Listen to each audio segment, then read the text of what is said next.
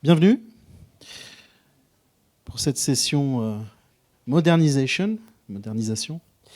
Je me prénomme Lionel Méoni, je suis ravi d'être avec vous aujourd'hui. Donc, je suis en charge des équipes Solution Architect pour la région CIMIA, pas France malheureusement, mais je parle français, et domaine spécialiste sur la région EMEA. Je travaille pour la société SUSA. Et le premier mot qui caractérise notre société, c'est surtout évidemment la partie choix. Choix des solutions, pas de dépendance technologique. On reste dans le domaine bien sûr open source. Vous avez la possibilité bien sûr de souscrire à du support des services, mais avant tout vous pouvez utiliser nos solutions et participer activement au développement de celles-ci. Mais pas que. Ce qui est important aussi, c'est lorsque vous regardez les différentes solutions qui sont sur le marché, c'est de bien mesurer l'impact et le coût de celles-ci. Et c'est là, on va dire, où les critères peuvent être très importants. Dans le domaine des solutions qui touchent la partie cloud native, donc on retrouve un petit peu cette strate que vous voyez ici. Donc la première des choses, c'est bien sûr, on va retrouver des solutions qui vous permettent d'unifier vos plateformes et de pouvoir faire à la fois du conteneur, mais aussi de les moderniser, donc de penser aussi virtual machine, et c'est le sujet qu'on va développer aujourd'hui, de manière à préparer votre transition et votre modernisation. Mais pas que. Ce qui est important aussi, c'est que vous allez retrouver un tas d'outils intégrés à ces différentes solutions qui composent cette stratégie cloud native, autour de solutions d'observabilité, de sécurisation des différents périmètres, mais pas que.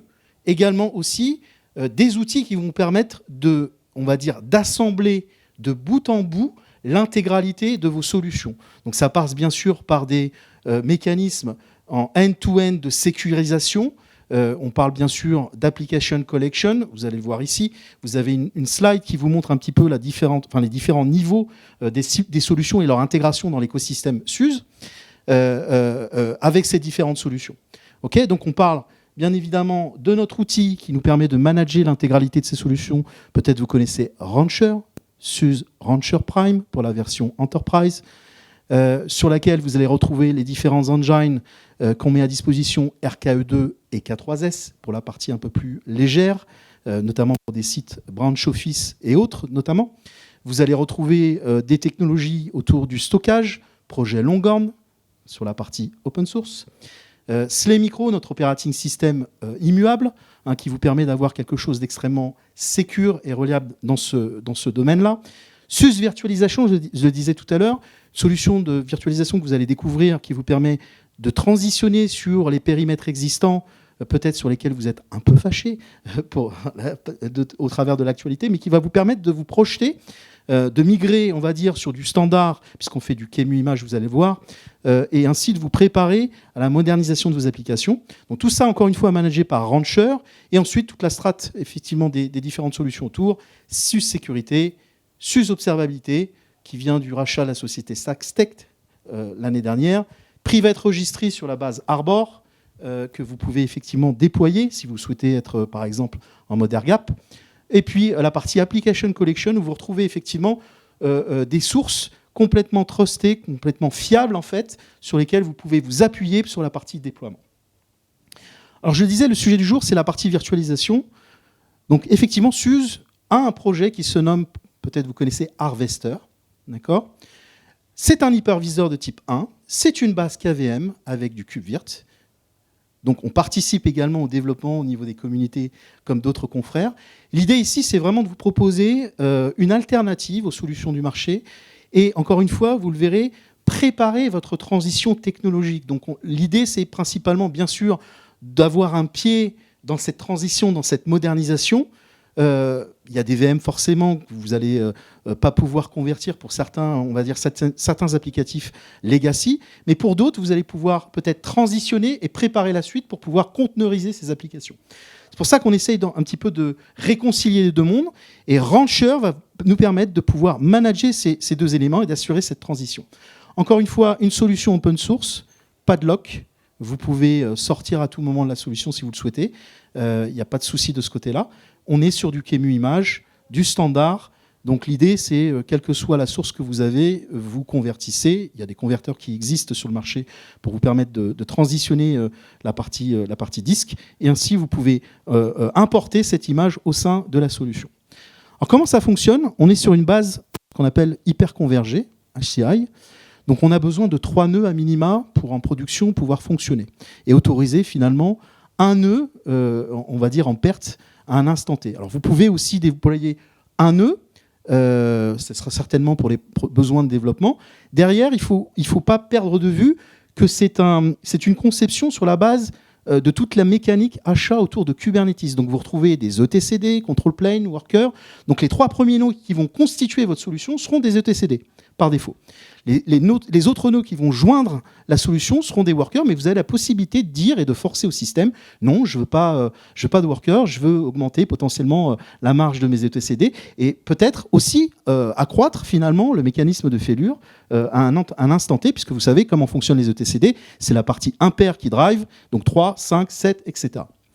Donc 3 nœuds qui vont constituer votre solution, sur laquelle vous allez pouvoir capitaliser sur différentes composantes dans le cadre du déploiement. Ces composantes quelles sont ces composantes, pardon. Donc vous retrouvez la partie SUSE SLE Micro, qui est notre operating system immuable, qui est intéressant. Donc on installe, donc tout est packagé bien sûr, hein, c'est un ISO qu'on met à disposition avec tous ces projets que vous retrouvez dedans. Donc SUSE SLE Micro. Ensuite vous allez retrouver une partie forcément Kubernetes, hein, je vous l'ai dit, c'est une base Kubernetes, donc RKE2, du KVM, du KubeVirt, puis la partie SUSE stockage, d'accord. Côté réseau, on utilise Multus, d'accord. Et récemment, on a intégré la partie KubeOVN. Donc ça nous permet quand même d'avoir un niveau d'un point de vue intégration et de switch de solutions existantes assez intéressant, puisque si vous regardez micro-segmentation, par exemple, ça va être assuré par KubeOVN. Si vous voulez, par exemple, segmenter, créer des tenantes, on va dire physiques ou au travers du réseau logique sur la partie VLAN, Multus va pouvoir vous permettre d'être très fin sur l'affectation en fait, des ports qui vont constituer votre solution. Donc vous pouvez très bien segmenter à un instant T votre cluster de 10 nœuds et dire cette grappe de 5, bien sûr pas au niveau management VLAN, parce que le management sera global, mais cette partie des 5 nœuds peut être dédiée à un périmètre, 3 nœuds à un autre, etc. etc. OK ? Donc c'est l'idée en tout cas de la solution, tout packagé, un ISO que vous retrouvez sur le Git, bien sûr, que vous pouvez télécharger. On supporte bien sûr x86, ARM, donc vous pouvez télécharger l'ISO et directement booter depuis votre serveur préféré sur la BMC ou par exemple utiliser un Pixie serveur si vous souhaitez dans le cadre du déploiement. Plutôt facile d'un point de vue intégration. Un cluster de 3 nœuds en général c'est moins d'une heure. Pour la partie configuration, vous avez juste à claquer en fait grosso modo la partie IP, DNS, NTP, provisionner la partie IP bien sûr, provisionner aussi un token qui va être lié au cluster, qui va être en fait votre unique identifiant. Donc si vous voulez rajouter de nœuds, ça sera au travers de ce token et du password défini. Et même chose, si vous voulez décommissionner, c'est plutôt simple, vous allez dans l'interface, vous éjectez le nœud et le nœud sera automatiquement enlevé de la configuration. Je le disais, ça c'est la base sur la partie, on va dire, harvester, managé par la partie rancher. Alors ce qui est intéressant, c'est que rancher va vous apporter bien sûr toute la dynamique projet, management, l'intégration avec votre IAM, etc. Même si harvester, par définition, vous pourriez créer des droits directement dans le système. L'idée, encore une fois, c'est vraiment d'avoir et de joindre les deux mondes, la partie virtualisation et la partie conteneurisation. OK ? Donc je disais il y a quelques minutes, l'objectif, c'est de préparer et de finalement votre transition et de moderniser votre infrastructure.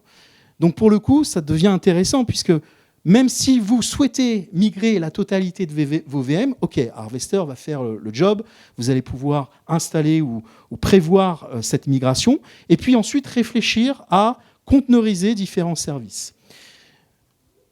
D'un point de vue fonctionnement, vous êtes, encore une fois, on est ouvert. C'est-à-dire qu'on peut à la fois héberger que des VM, on peut, sous ces VM, à la fois déployer des services Kubernetes.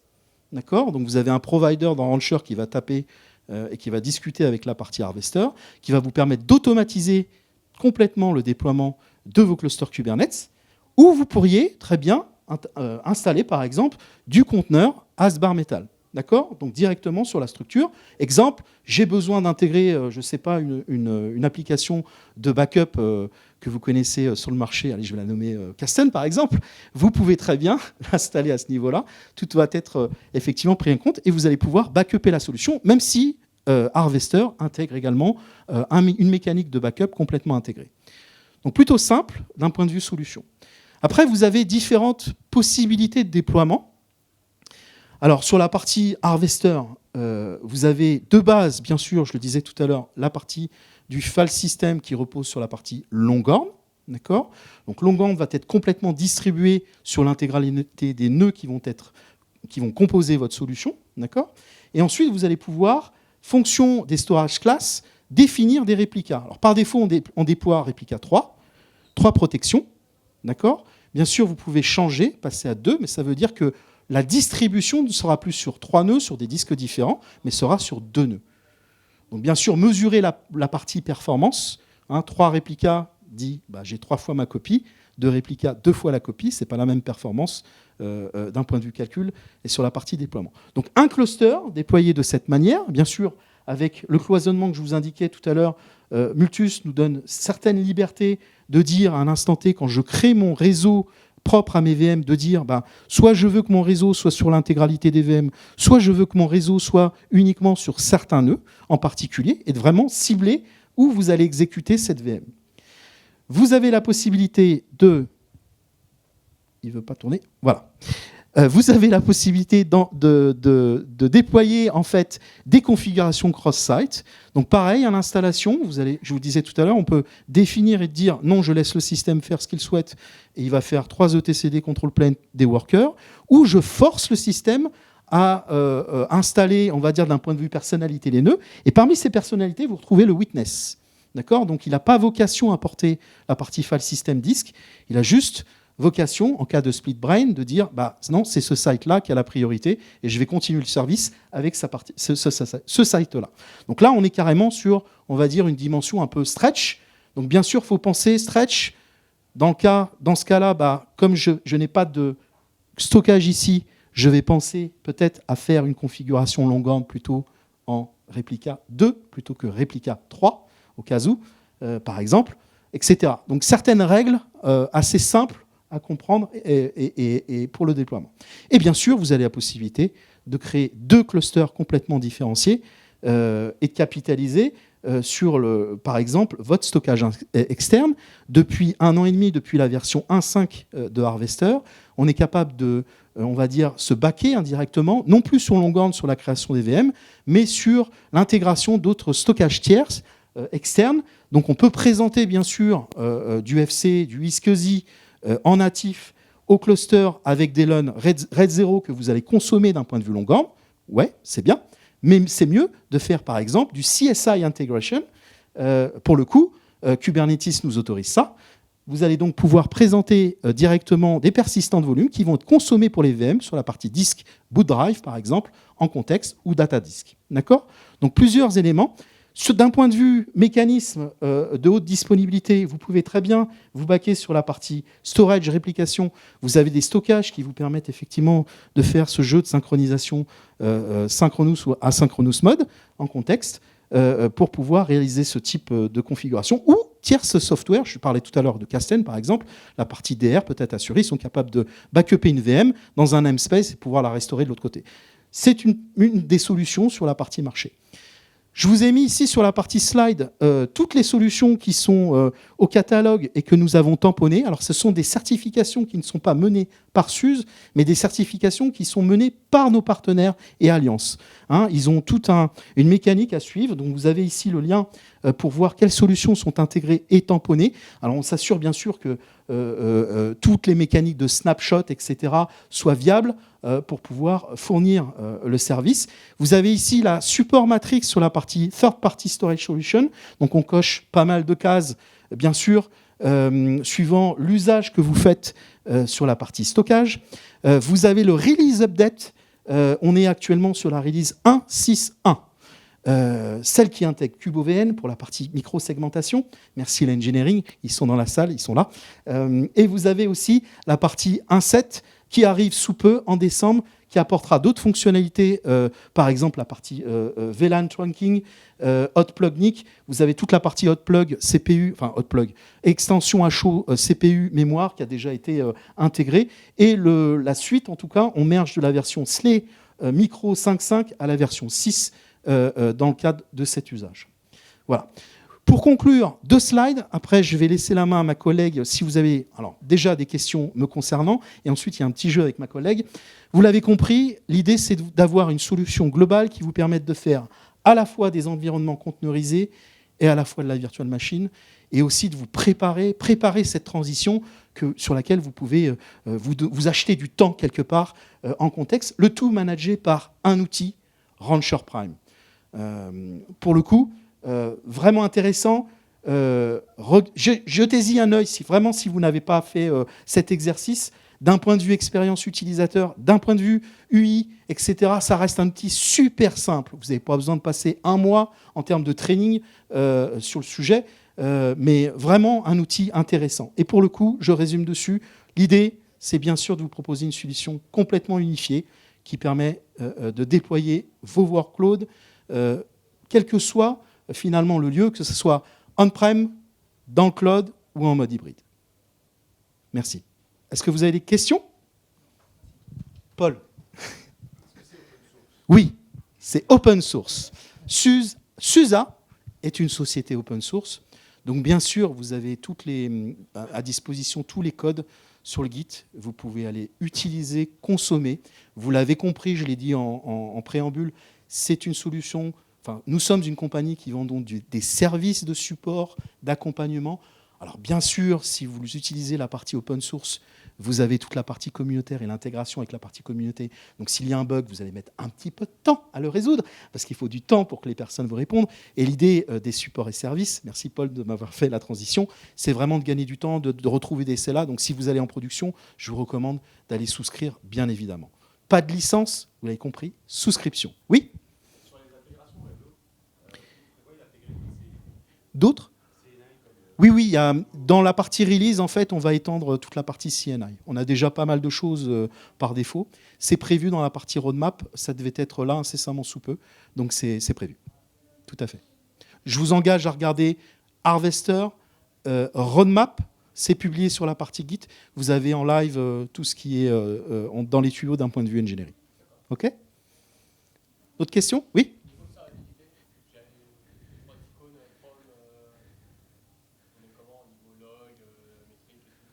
D'un point de vue exposition, d'un point de vue, on va dire, administration.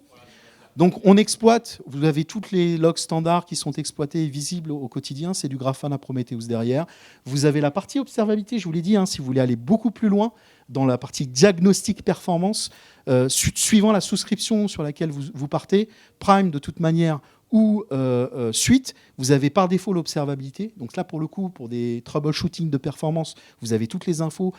Il y a un handbook, il vous dit précisément ce que vous devez faire, etc. Enfin, du moins, il vous conseille sur la solution. Si vous prenez par contre la souscription, indépendamment de la partie open source, virtualisation, non, l'observabilité n'est pas inclus. OK ? D'autres questions ? Non ? Odile ? Que si vous aimez les caméléons, on a celui-ci, il est unique, c'est une édition limitée. Donc normalement, il est pour nos clients fidèles, qui eux normalement connaissent la réponse à cette question. Donc il y avait au début de la présentation, on a dit quel était le mot-clé qui représente l'engagement de SUSE vis-à-vis de ses clients. Donc si vous vous souvenez de ce mot-clé, celui qui le trouve peut me le dire. SUSE, ça répond pas. Non.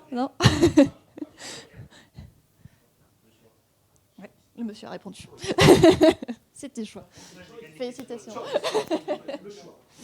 Merci beaucoup, en tout cas.